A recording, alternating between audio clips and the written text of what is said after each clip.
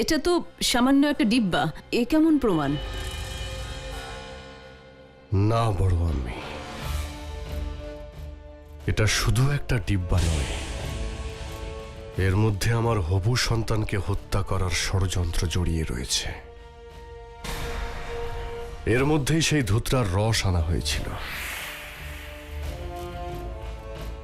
যেটা রোকেয়া বেগমকে খাওয়ানোয় আমাদের সন্তান মারা যায়।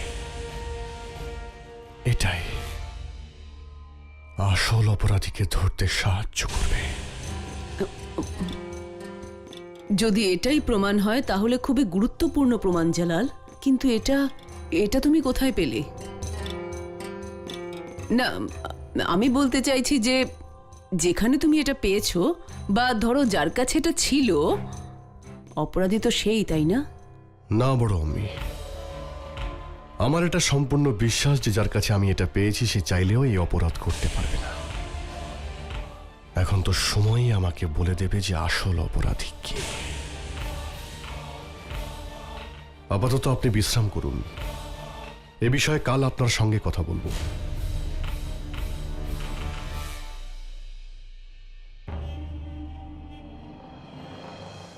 এই ডিব্বা, এই ডিব্বা তো সেই ডিব্বা, কিন্তু জালালের কাছে কি করে পৌঁছলো? আর জালাল কার কথা বলছিল, যাকে চাইলেও কোনো সন্দেহ করা যাবে না?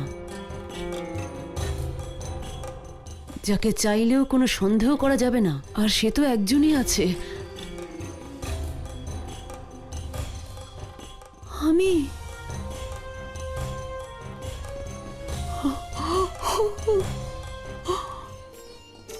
যোধা বেগম শাহেনশাহ প্রবেশ করছেন।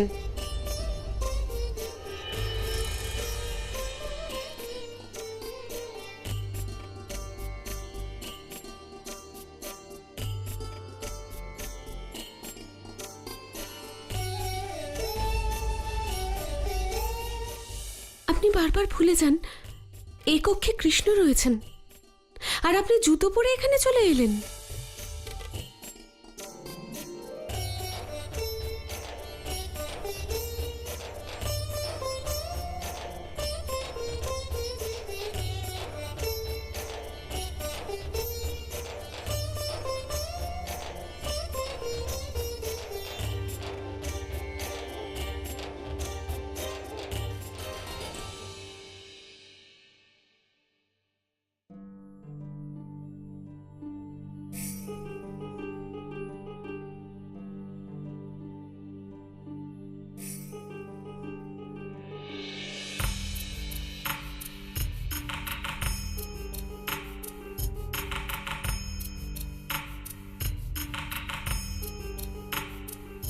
এখানে আসার কারণ? এই ডিব্বা, এটা সেই প্রমাণ যার জন্য আপনাকে আর আপনার দাদাদের আমি মুক্তি দিয়েছি। এটাকে এখানে কেন নিয়ে এসেছেন আপনি? আমি জানতে চাই যে এর ব্যাপারে আপনি কি কিছু আমায় বলতে পারবেন? না, এটা সম্বন্ধে আমি কিচ্ছু জানি না। তাহলে কি আপনার দাদারা কিছু বলতে পারবেন? তাহলে যান না, আপনি নিজে গিয়ে ওনাদের জিজ্ঞেস করে নিন। এখনো ওনারা এখানেই আছেন, আপনি নিজেই গিয়ে নিজের সন্দেহ দূর করে নিন। আমি আপনাকে সন্দেহ করছি না যোধা বেগম, আমি শুধু জানার চেষ্টা করছি। নজরবন্দি করার আগে যদি এই সন্দেহ আপনি দূর করতেন, তাহলে আমার দাদাদের আর আমিরকে অপমানিত হতে হতো না, আমার আত্মসম্মানে এত আঘাত লাগতো না। আমি এখানে আপনার সঙ্গে তর্ক করতে আসেনি যোধা বেগম। আমি জেনে গেছি আপনি আর আপনার দাদারা নিরপরাধী, সেই জন্য আমি দেওয়ানে খাসে ওনাকে মনসুবদারির দায়িত্ব দিয়েছি। সেই দায়িত্ব আপনি ওনাকে সম্মান জানানোর জন্য দেননি, বরং নিজের অপরাধ বোধকে লুকোনোর জন্য দিয়েছেন। যোধা বেগম, আমি সবার সামনে আপনাকে আর ওনাদের সসম্মানে মুক্তি দিয়েছি।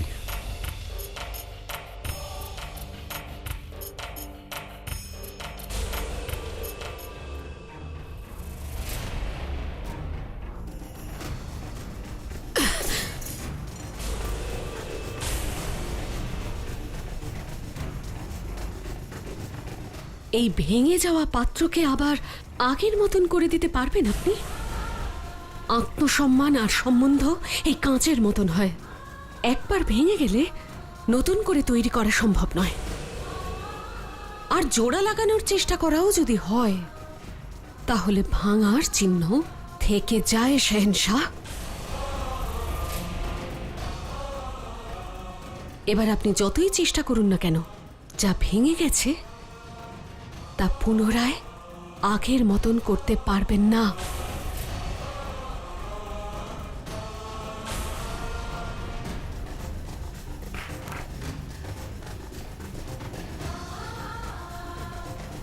এই কাঁচের টুকরোগুলোকে আমার বিশ্রাম কক্ষে গিয়ে রেখে এসো। আপনার এই ব্যবহারের উত্তর আমি আপনাকে অবশ্যই দেব যোধা বেগম, অবশ্যই দেব।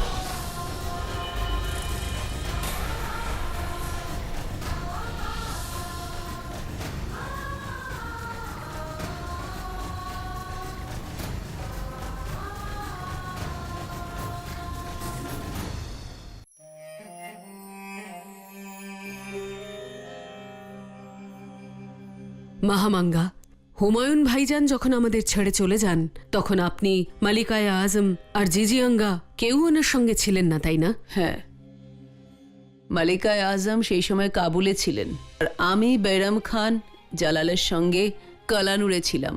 যখন শাহেনশাহ হুমায়ুন মারা গেলেন, তখন বিশ্বস্ত সাথীরা সেই খবর বাইরে আসতে দেয়নি।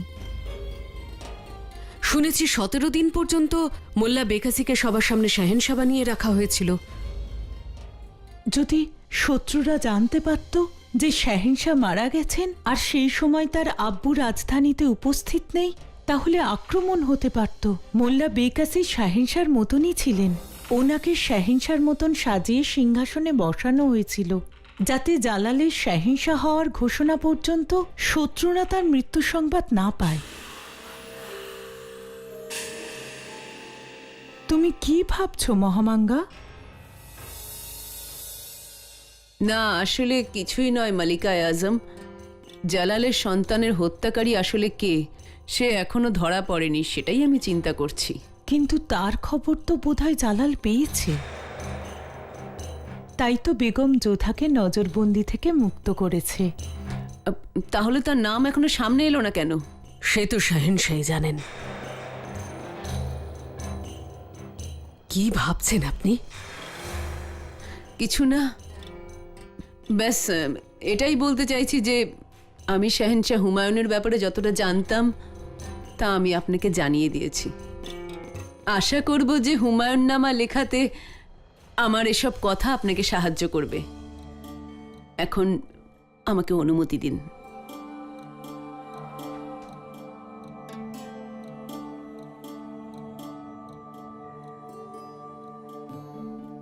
মহামাঙ্গা কিছু লুকোচ্ছেন। আমি ওনাকে শুরু থেকে খুব ভালো করে জানি। উনি নিশ্চয়ই কিছু জানেন, কিন্তু আমাদের বলতে চাইছেন না।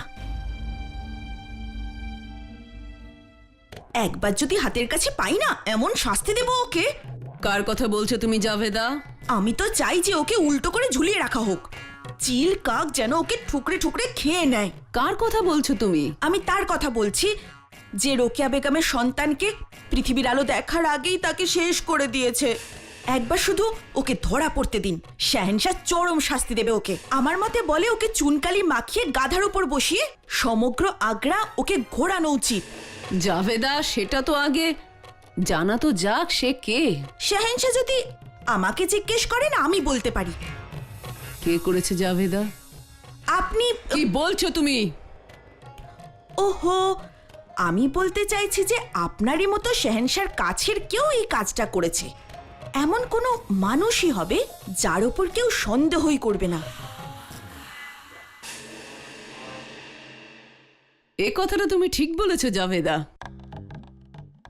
এ কাজ যেই করে থাকুক সে এমনই একজন যাকে শাহেনশাহ সন্দেহ করবে না। এখন আমি জেনে গেছি আসল দোষী কে। কে কে? তুমি।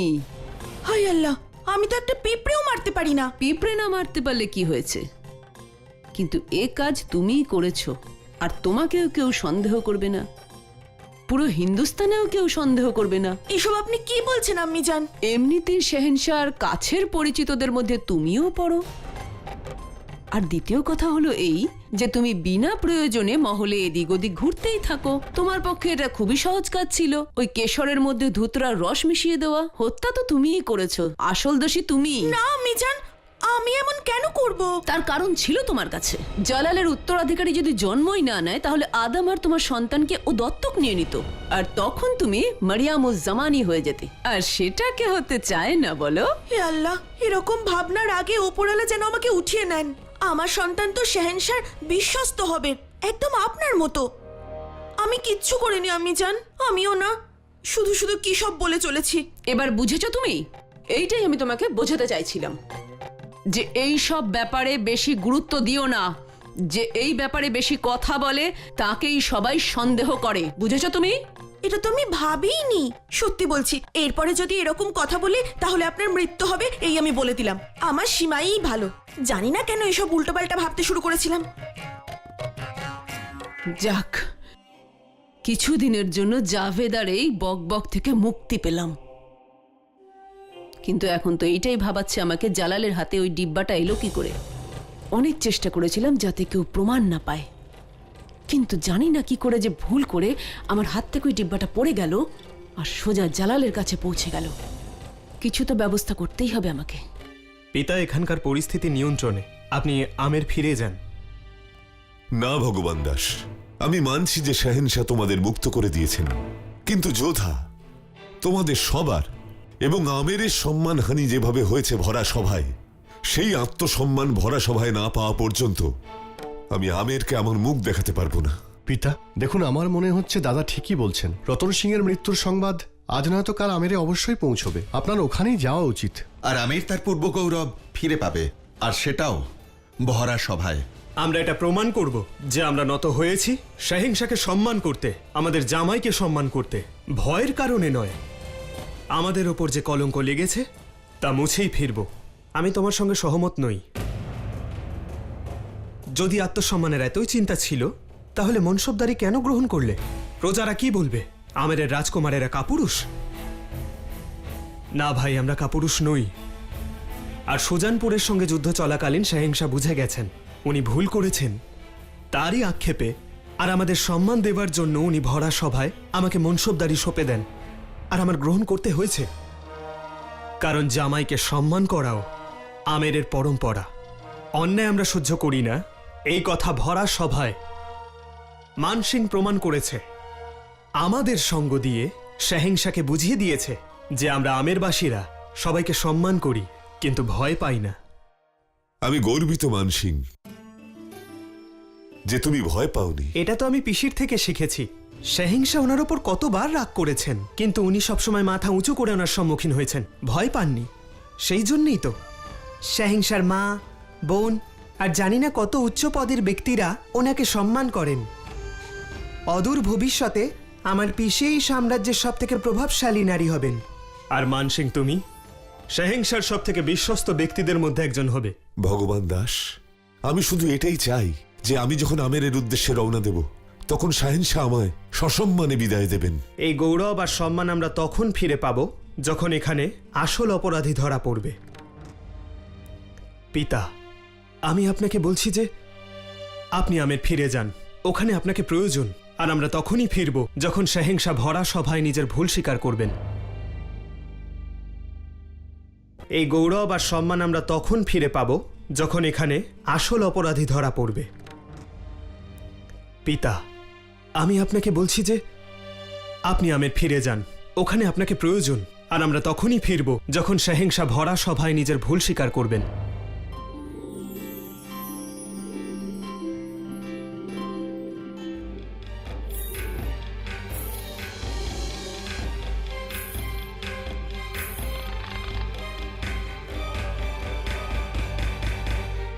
আদাব যোধা বেগম। নমস্কার। খুশি হলাম আপনাকে দেখে। আপনাকে দেখে এটাই প্রমাণিত হয় আপনি দোষী নন, শাহেনশাহ সেটা বিশ্বাস করেন। হ্যাঁ, উনি কিছু প্রমাণও পেয়েছেন। আজ এই কথা বলতে উনি আমার কাছে এসেও ছিলেন। ওই ডিব্বাটাই প্রমাণ নয় তো? হ্যাঁ, কিন্তু আপনি কি করে জানলেন? কাল রাতে শাহেনশাহ আমার কাছেও এসেছিলেন। খুব ভালো কিশোর, কাবুল থেকে এসেছে, এটা খান আপনি। দাঁড়ান, সে তাহলে আপনি নন। এবার বুঝেছি, রোকেয়া বেগম ওটা আপনার কক্ষ থেকেই পেয়েছেন। তারপর শাহেনশাহ আপনাকে সন্দেহ করলেন আর আমাদের নজরবন্দি থেকে মুক্তি দিলেন। এর অর্থ ওই অপরাধী ভয়ঙ্কর ষড়যন্ত্র করছে। সে আর বেশি দিন লুকিয়ে থাকতে পারবে না। শাহেনশাহ নিজেই এই বিষয়ে তদন্ত শুরু করে দিয়েছেন, আর উনি কোনো প্রমাণ ছাড়া কাউকেই আর সন্দেহ করবেন না। ওই ডিব্বাটা একটা ছোট প্রমাণ মাত্র। আমি নিশ্চিত ওর মাধ্যমে শাহেনশাহ হত্যাকারীকে ধরে ফেলবেন। আদাব বেগম সাহেবা, গুলবাদন বেগম সেলিমা বেগমকে ডেকে পাঠিয়েছেন। আমি আসছি। আচ্ছা যোধা বেগম, আমি এখন আসি।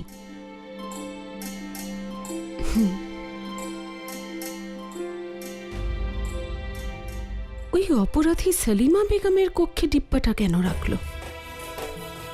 মানে অপরাধী কি শাহেনশাহকে ভুল পথে চালনা করতে চাইছে? এই বিষয়টা খুবই কঠিন হয়ে পড়ছে।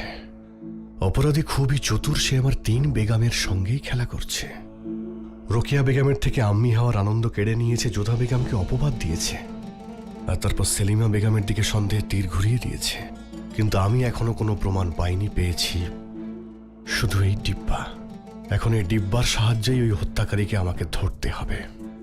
সেলিমা বেগমও অপরাধী নন, তাহলে এই ডিব্বা ওনার কক্ষে গেল কি করে? এই সমস্ত প্রশ্নের উত্তর পেলেই আমি ওই হত্যাকারীকে ধরতে পারবো।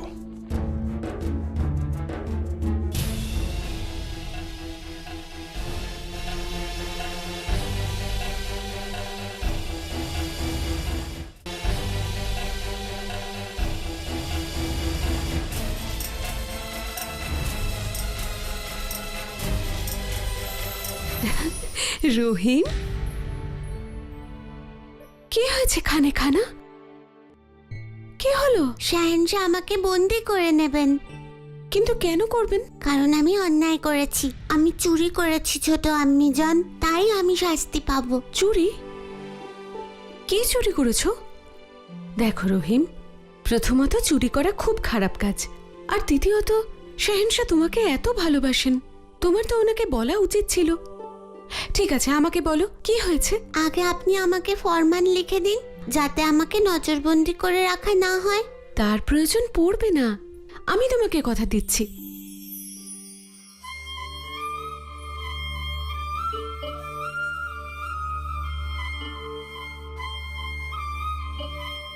এটা তুমি রাখো, ধরো। এবার বলো, কি চুরি করেছো তুমি? আমি ডিব্বা চুরি করেছি ছোট আম্মি জান। ডিব্বা? কোন ডিব্বা? আমি সেদিন খেলছিলাম ছোট আম্মি। এবার দেখি আম্মি জান আমাকে কি করে খুঁজে পায়।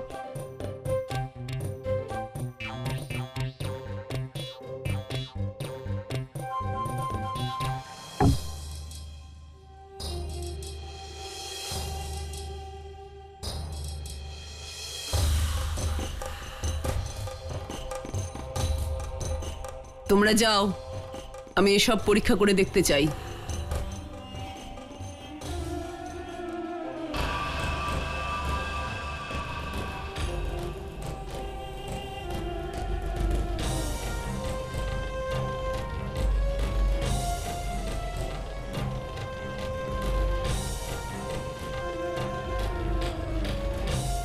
মহামঙ্গা,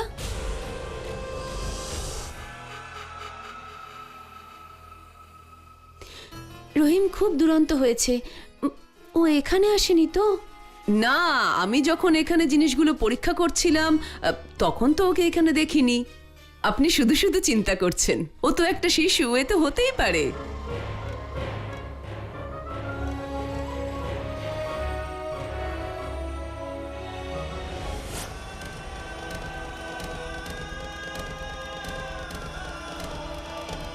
আমি সেই ডিব্বা শাহেনশাহর হাতে দেখলাম। উনি আমাকে শাস্তি দেবেন না তো মহামাঙ্গার ডিব্বা চুরি করার জন্য? আমি সত্যি বলছি, আমি শুধু ওটা নিয়ে খেলতে চেয়েছিলাম। আমাকে বাঁচান আম্মি জান।